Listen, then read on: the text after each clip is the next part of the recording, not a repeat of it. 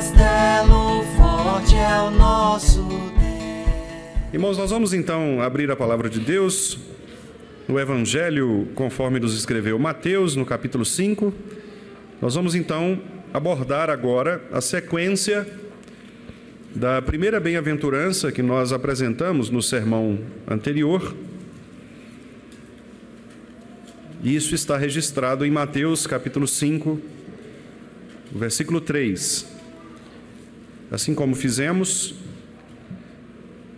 na mensagem anterior, faremos também agora, lendo o texto juntos, este versículo da palavra do Senhor, Mateus 5, verso 3. Leiamos, meus irmãos. Bem-aventurados os humildes de espírito, porque deles é o reino dos céus. Mais uma vez. Bem-aventurados os humildes de espírito, porque deles é o reino dos céus. Amém. Vamos orar mais uma vez. Querido Deus, nós estamos diante do Senhor e agora diante da Tua palavra que será exposta. Assim como o Senhor já nos tem abençoado, nós te pedimos que o Senhor permaneça, ó Deus, nos abençoando, abrindo os nossos entendimentos para que o Espírito de Cristo possa, ó Deus, iluminar as nossas mentes e o nosso coração, de maneira que nós entendamos a Tua palavra e disponhamos os nossos corações para vivermos de acordo com ela. Ó Deus, tire de nós qualquer tipo de ruído, qualquer tipo de obstáculo que, porventura, o nosso próprio pecado ou as circunstâncias ao nosso redor possam talvez nos atrapalhar e que o Senhor, por Tua graça, nos alimente nesta noite. É o que nós te pedimos em nome de Jesus. Amém. Meus amados irmãos, nós estamos então abordando as chamadas bem-aventuranças. Para aqueles que estão nos visitando nesta noite, cabe uma breve introdução explicando que nós temos anunciado a palavra de Deus aqui neste púlpito com sermões em série, ou seja, nós escolhemos um tema, escolhemos determinado capítulo da Bíblia e então expomos este tema ou este capítulo de maneira sequenciada. E nós estamos agora iniciando as exposições do capítulo 5 de Mateus, no trecho inicial do versículo 1 até o versículo 12, que é comumente conhecido como as bem-aventuranças. Então você que está nos visitando e que deseja continuar acompanhando esta sequência de estudos, é sempre bem-vindo aos nossos cultos, para que você possa, de fato, aprender um pouco mais da palavra do Senhor conosco, nestes trechos da palavra em que Jesus expõe, então, as chamadas bem-aventuranças. E eu disse aos irmãos que Jesus Cristo, então, ele inicia o seu ministério público com este grande sermão proferido diante de uma multidão, como nós vemos no versículo 1, Jesus vendo as multidões, Jesus então sobe ao monte e passa a ensiná-los, porque este era o ministério de Jesus, o ensino.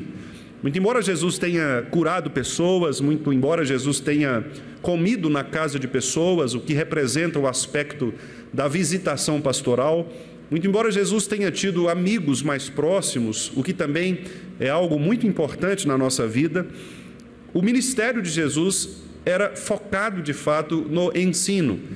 E uma prova disso é que no Evangelho de Mateus nós temos 5 grandes sermões proferidos por Jesus Cristo em público, para que ele de fato ensinasse aos seus discípulos o que significa o reino do Senhor. Quem é o reino? Quem é o rei deste reino? Quem são os súditos deste reino? Como estes súditos devem viver e o que eles receberão ao final se perseverarem até o fim. Esta é exatamente a sequência daquilo que nós encontramos nos 5 sermões de Jesus Cristo, narrados aqui pelo evangelista Mateus.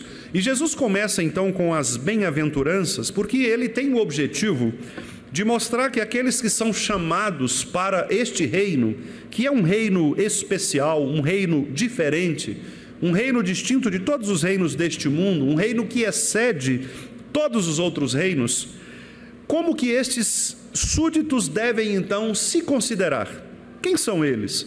O que eles devem fazer e como eles devem viver para de fato reconhecerem que pertencem agora a um reinado superior. Eles devem satisfação a um outro rei, não mais o rei terreno somente, mas a um rei que excede em glória àquilo que é terreno.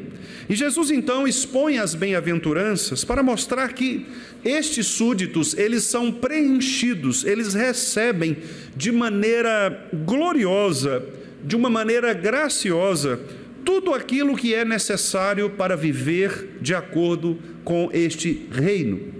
Eu disse aos irmãos no sermão anterior que a palavra bem-aventurados, ela, embora seja corretamente interpretada no nosso meio ou traduzida pela palavra felizes, ela talvez não representa com a ideia de felicidade aquilo que de fato o nosso Senhor quis ensinar.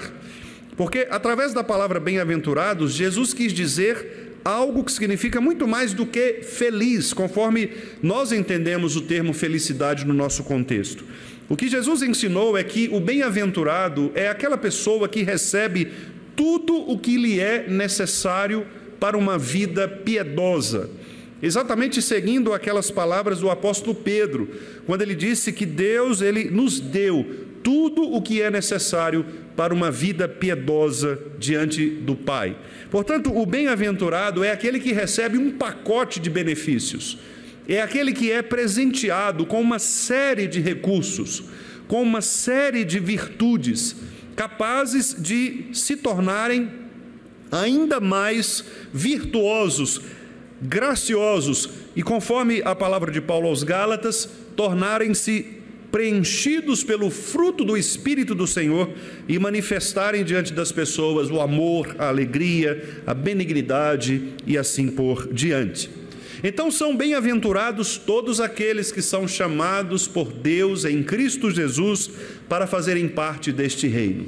São preenchidos por todas as graças aqueles que são genuinamente cristãos, aqueles que seguem a Jesus. Os cristãos, portanto, meus irmãos verdadeiros, aqueles que reconhecem o senhorio de Jesus Cristo, eles podem informar ao mundo, inclusive anunciar ao mundo, que eles não são pessoas comuns, eles são pessoas bem-aventuradas, porque são pessoas preenchidas com tudo aquilo que é necessário para que a sua vida seja uma vida manifestadamente gloriosa neste mundo. Mas quando nós olhamos as circunstâncias, como eu disse no sermão anterior, talvez nós fiquemos confusos com relação a isso, porque talvez nós pensemos que o fato de sermos bem-aventurados é necessariamente uma ausência de problemas, de sofrimentos. Mas isso não é verdade. Tanto não é verdade que basta lermos apenas um capítulo da Bíblia para chegarmos a uma conclusão diferente, que é o capítulo 11 da carta aos Hebreus. Se você ler o capítulo 11 da carta aos Hebreus, você vai perceber que ali o texto diz que aqueles homens e aquelas mulheres que eram genuinamente crentes, porque eles tinham fé no Senhor, eles passaram por todo tipo de prova. Diz o texto que alguns deles foram cerrados ao meio, outros foram lançados às feras, outros foram mortos nas arenas diante das pessoas.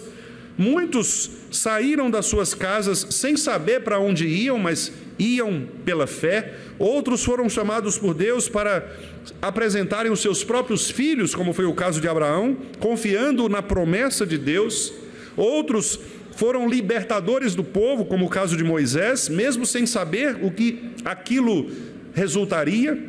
Mas o fato é que todos estes homens e mulheres também, como Raabe, por exemplo, que não sabia como terminaria aquela guerra, mas ela serviu aos espias do povo de Deus, protegendo-os em sua própria casa. Homens e mulheres que foram então instrumentos de Deus para exaltarem o nome do Senhor. Portanto, quando nós olhamos para narrativas desse tipo, nós somos levados a pensar que a bem-aventurança, ela não é uma ausência de problemas, ela não é uma ausência de sofrimento, ela não é uma ausência de perseguição, mas, ao contrário disso, a bem-aventurança é uma completude no nosso espírito que é dada por Deus pelo seu próprio Espírito, o Espírito de Cristo, de modo que mesmo que nós passemos por situações tão terríveis como a desses irmãos e irmãs que eu citei aqui brevemente, nós somos, pelo Espírito de Cristo, capacitados a resistir à tentação de voltarmos a uma velha prática de vida. Por isso, inclusive, a carta aos Hebreus foi escrita, para dizer que aquelas pessoas que antes eram simpatizantes do Evangelho de Cristo, mas que agora estavam voltando ao judaísmo porque não suportavam a perseguição, o escritor aos Hebreus diz para estas pessoas que é impossível renová-las ao arrependimento, porque tudo o que elas tiveram de benefício estava escancaradamente à frente delas, mas elas optaram por renunciar àquilo que de fato era o mais precioso no reino de Deus, que é exatamente sofrer pelo nome de Cristo. Nós estamos aqui diante da ceia do Senhor, e a ceia do Senhor é uma ilustração muito clara disso. Quando nós participamos do pão e do cálice, nós estamos, de fato, nos associando espiritualmente ao sofrimento de Jesus. Quando tomamos o pão e o cálice, nós estamos, figuradamente, indo até a cruz. Contudo, o derramamento do nosso sangue não seria suficiente para aplacar a ira de Deus contra nós. E por isso mesmo, como nosso irmão cantou agora há pouco, o pecado precisava ser pago por alguém suficientemente puro, perfeito, e Cristo pagou por nós. E quando nós então comemos do pão e bebemos do cálice, nós estamos assumindo este sofrimento de Cristo na cruz em nosso favor, o que agora nos faz também passíveis de sofrermos pelo nome de Cristo neste mundo, porque nós carregamos a marca de Cristo.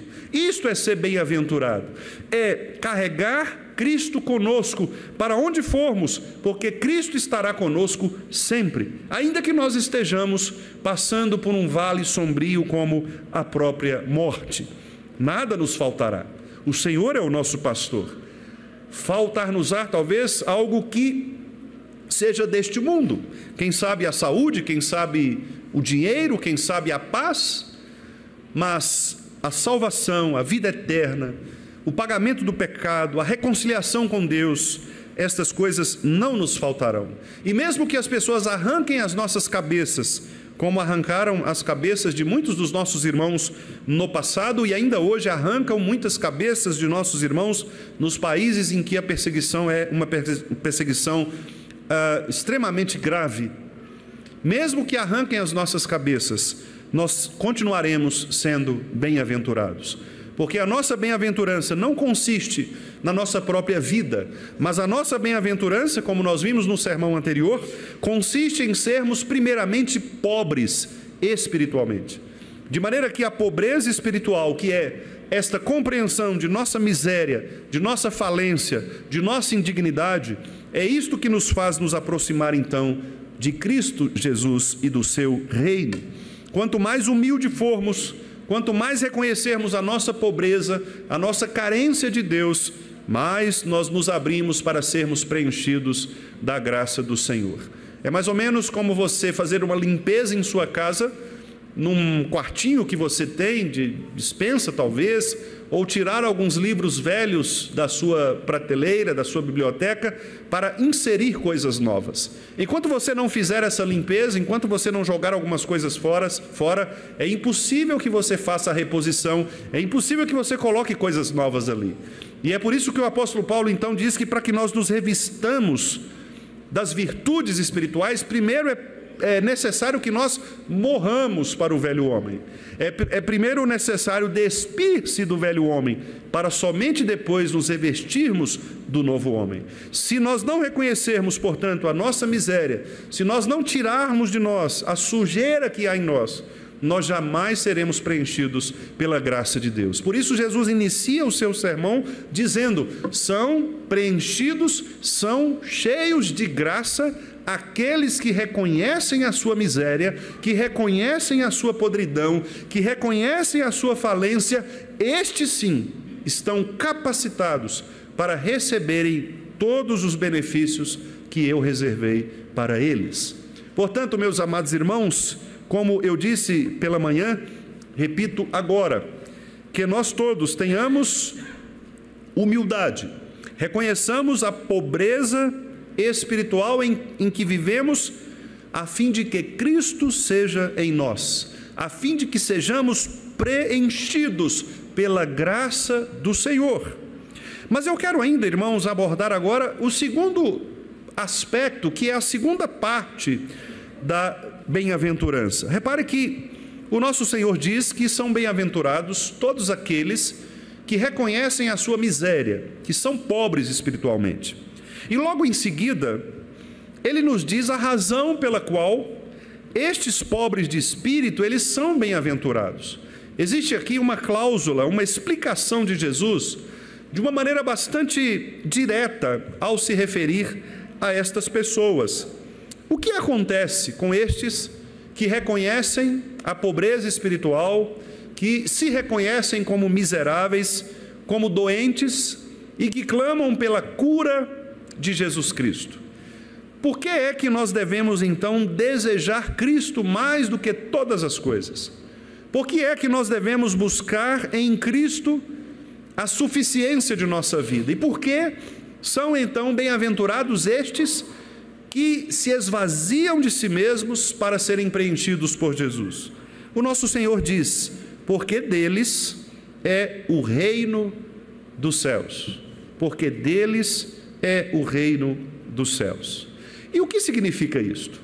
O que significa agora pertencer ou adquirir, receber o reino dos céus? Repare que Jesus diz: deles é o reino. O primeiro aspecto aqui é muito interessante, porque não há nenhuma possibilidade de nós conquistarmos o reino por nós mesmos. Mas Jesus, logo de início, ele diz que o reino nos pertencerá. Por que Jesus diz isso?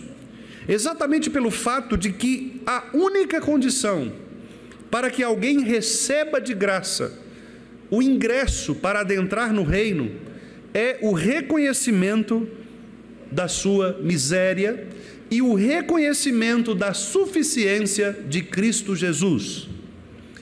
Todo o Evangelho nos mostrará isso. Em todos os momentos, em todas as parábolas, nas curas realizadas por Jesus, os irmãos verão que este é o grande tema do Evangelho. O grande tema do Evangelho, em todas as outras partes dele, é dizer: se você não jogar fora a confiança em si mesmo e depositar a confiança totalmente no sacrifício de Cristo, você não entrará no céu. Esta é a mensagem do Evangelho, em todos os lugares. É inclusive um manual de leitura dos Evangelhos. Se os irmãos querem o grande tema do Evangelho de Mateus, é este o grande tema. Se você ler qualquer das parábolas, você vai encontrar exatamente esta mensagem: não confie em si mesmo. Não considere os seus recursos como mérito para acessar o reino. A única maneira que você tem de tornar-se súdito deste reino é reconhecendo a sua miséria. Aquilo que os nossos irmãos reformados intitularam de depravação total. É a partir do momento que nós reconhecemos a nossa total depravação, que nós reconhecemos a nossa total miséria, é que nós estamos, mais uma vez eu repito, prontos para sermos preenchidos pelas graças do Evangelho. Enquanto nós acharmos que há méritos em nós, enquanto nós pensarmos que aquilo que nós fazemos contará como entrada no céu, como um peso na balança para acessarmos o céu, nós estamos distantes do céu. Quanto mais eu achar que a minha vida espiritual, ela é uma vida que merece o céu, eu estou mais distante do reino do Senhor.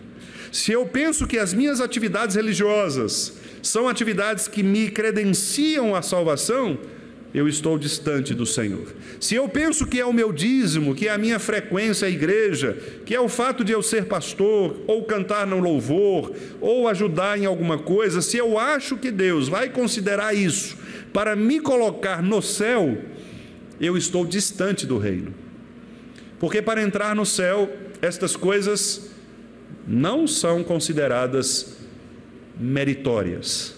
O mérito que nos faz entrar no céu é o sangue de Cristo. A Páscoa do Antigo Testamento mostrou isso de maneira clara e artística. Quando Deus disse que os judeus deveriam então passar o sangue do Cordeiro nas portas, o que Jesus estava dizendo é: não importa o seu recurso, você pode ter espada, você pode ter qualquer outro tipo de arma, você pode ter um santo aí, um altar para um santo, você pode rezar isto ou aquilo, você pode abrir a Torá e ler a Torá. Estas coisas não vão impedir que o anjo da morte entre na sua casa. O que vai impedir que o anjo da morte entre na sua casa e leve o seu primogênito é o sangue do Cordeiro. Assim é também hoje. O que nos impede de ir para o inferno é o sangue do Cordeiro. O que nos impede do anjo da morte entrar na nossa vida é o sangue do Cordeiro.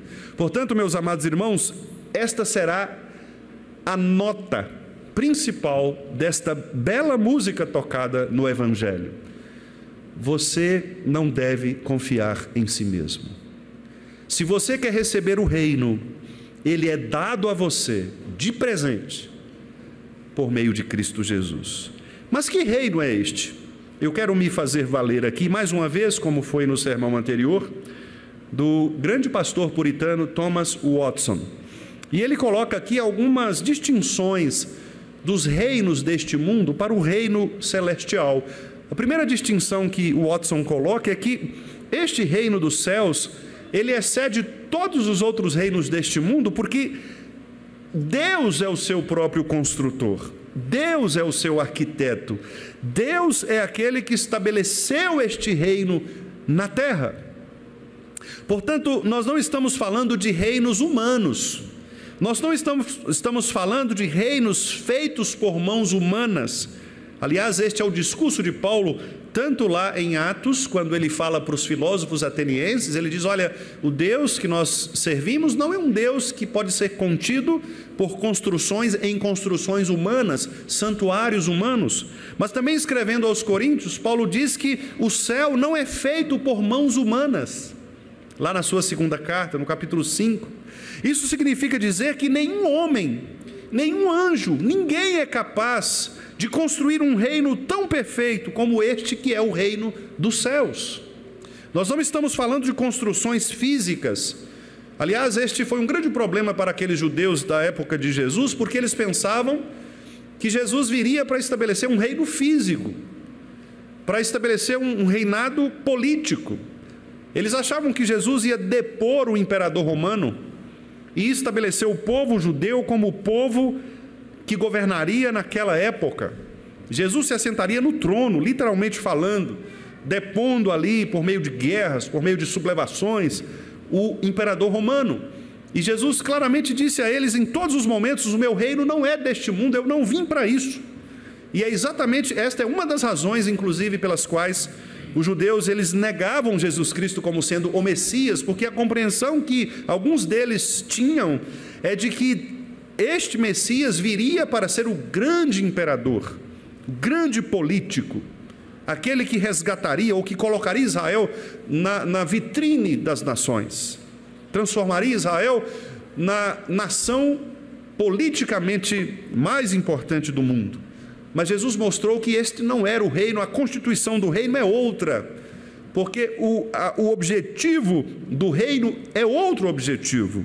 Então, este é o primeiro aspecto: Deus é o Senhor deste reino, foi Ele quem estabeleceu o seu reino, e por isso Ele é muito mais excelente do que todos os reinos deste mundo. E é daí nós temos então a segunda razão que o pastor Watson também menciona, que é o fato de que o reino dos céus excede os outros reinos deste mundo quanto às suas riquezas. Meus irmãos, por mais que nós tenhamos países, reinos humanos riquíssimos, os Estados Unidos da América, a China e outros países ricos, politicamente importantes, o reino de Jesus Cristo supera em suas riquezas a todos estes reinos, por uma razão simples. É que estas coisas, ou seja, essas riquezas que estes reinos têm, são passageiras. São coisas que, como o próprio Jesus disse, traça e ferrugem corrói. Nós tivemos a experiência, em algumas épocas da nossa história recente, de quebras econômicas absurdas, como foi, por exemplo, em 1929, a chamada grande queda da Bolsa Americana, crash americano, e ali houve uma falência absurda. Na época da Alemanha também, da Segunda Guerra Mundial, 42 para frente, até 47, pessoas passando fome. Nós temos hoje, inclusive, algumas crises econômicas. Basta a China fazer alguma manobra militar, as bolsas de valores do mundo inteiro caem, pessoas se desesperam, gente rica perde bilhões. Ou seja, para que o mundo entre em colapso, não basta muita coisa. Para que o mundo entre em colapso, segundo os especialistas, basta que nós fiquemos, o mundo inteiro, um dia sem internet. Se o mundo inteiro tiver uma queda de 24 horas da internet, nós voltamos lá para a Idade Média. Porque tudo hoje está conectado à internet. Nós temos bancos digitais.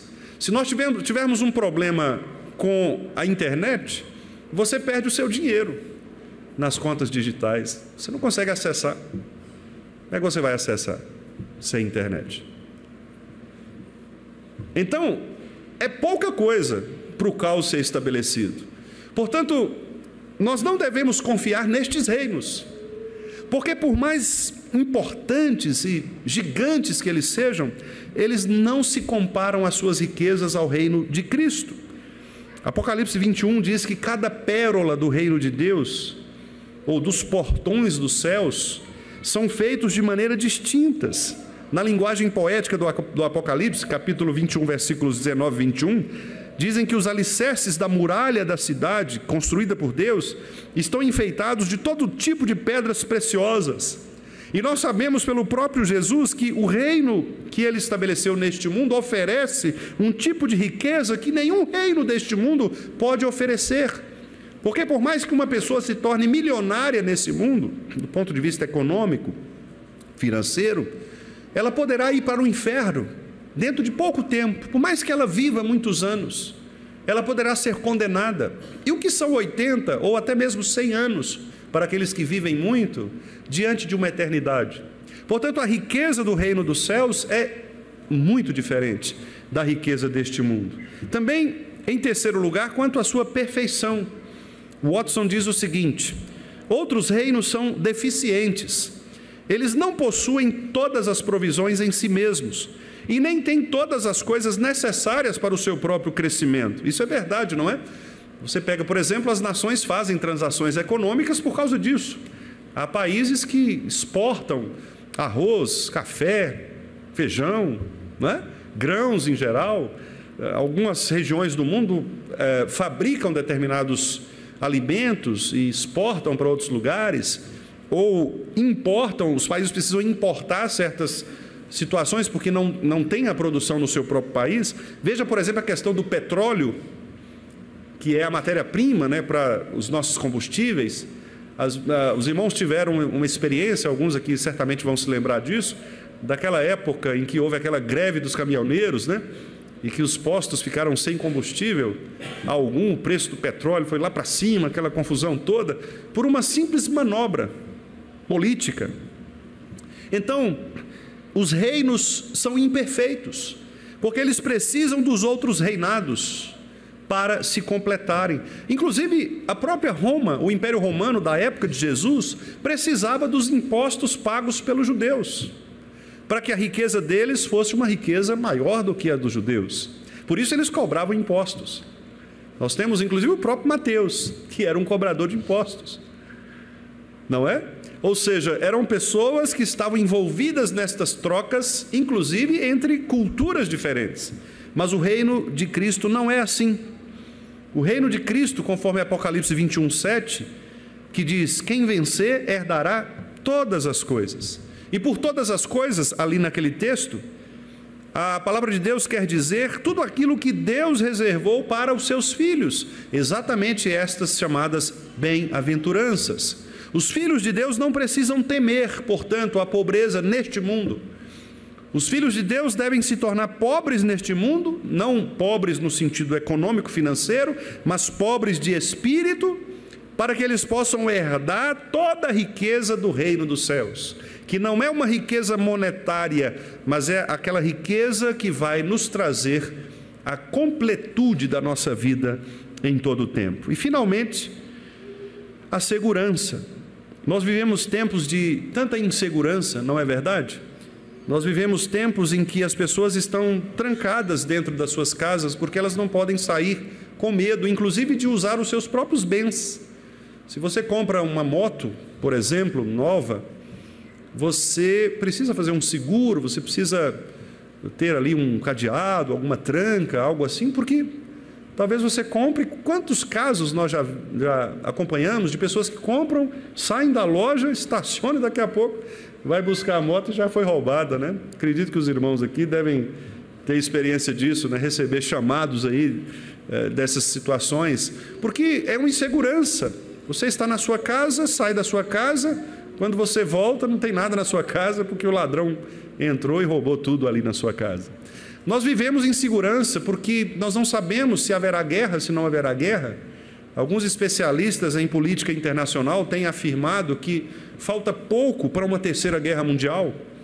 Alguns dizem que uma pequena manobra dos países do leste europeu e também da Ásia pode ocasionar uma terceira guerra. Nós não sabemos. Tudo isso é uma insegurança. Por isso, o reino de Deus, ele não é um reino inseguro. Ele não é um reino pautado nestas incertezas, porque nós não vivemos dessas incertezas. Muito pelo contrário, o reino de Cristo é um reino fundamentado nas promessas de Deus, que não pode falhar. As promessas de Deus que não falham são aquelas promessas sobre as quais nós estabelecemos a nossa fé. A nossa fé, meus amados irmãos, não é um salto no escuro. A nossa fé não é algo pautado na incerteza. Há uma figura muito interessante que algumas pessoas costumam usar, que é a pessoa saltando de um lugar alto, uma pedra, algo assim, e abaixo Deus está segurando aquela pessoa. Muito embora seja uma figura talvez evangelisticamente interessante, mas ela não reflete muito a nossa teologia, porque na nossa teologia nós não pulamos do barranco na dúvida se haverá alguém que nos apare. Nós sabemos que o nosso Deus está conosco sempre. Jesus Cristo prometeu que Ele estaria conosco todos os dias de nossa vida. Então não é um salto no escuro, não é um salto na incerteza, não é algo que você faz e para ver se vai dar certo. Não, tudo aquilo que Deus declarou na sua palavra, Ele cumprirá, porque Ele não é homem para mentir. Ele não vai falhar. O amor do Senhor não falha, a promessa do Senhor não falha, Ele é imutável e por isso o seu reino é um reino seguro, é um reino imutável. Novamente citando o Apocalipse 21, o texto diz que as portas do reino de Deus jamais se fecharão. E aí o Thomas Watson comenta esse texto da seguinte maneira: nós fechamos as portas da cidade em tempos de perigo, mas as portas do reino celestial sempre ficam abertas, para mostrar que não há receio da aproximação de qualquer adversário. O reino tem portões para sua magnificência, mas não são fechados em razão da segurança dele. O reino dos céus não teme, porque nós sabemos que o reino dos céus ele é constituído debaixo do poder, da soberania e da grandeza do nosso Deus. Portanto, meus irmãos, reparem que quando Jesus então inicia a sua pregação, dizendo que nós devemos reconhecer a nossa pobreza, e com este reconhecimento nós receberemos um presente valiosíssimo, que é um presente incomparável a qualquer outro presente neste mundo. porque o que Ele quer nos oferecer é um reino cujo construtor é o próprio Deus. Portanto, não haverá erros neste reino. O reino que Ele quer nos oferecer é um reino que suplanta, que excede em muito as riquezas do reino deste mundo.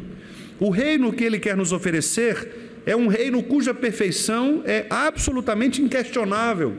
Não há carências neste reino.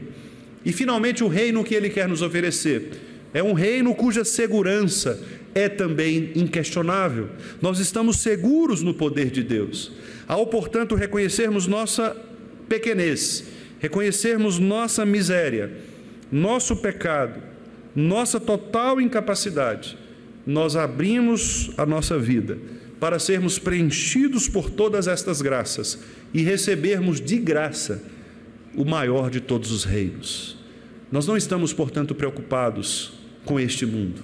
E é por isso que mais à frente, logo daqui a pouco, no capítulo 6, o nosso Senhor vai dizer: não precisa você ficar ansioso. Busque o reino em primeiro lugar.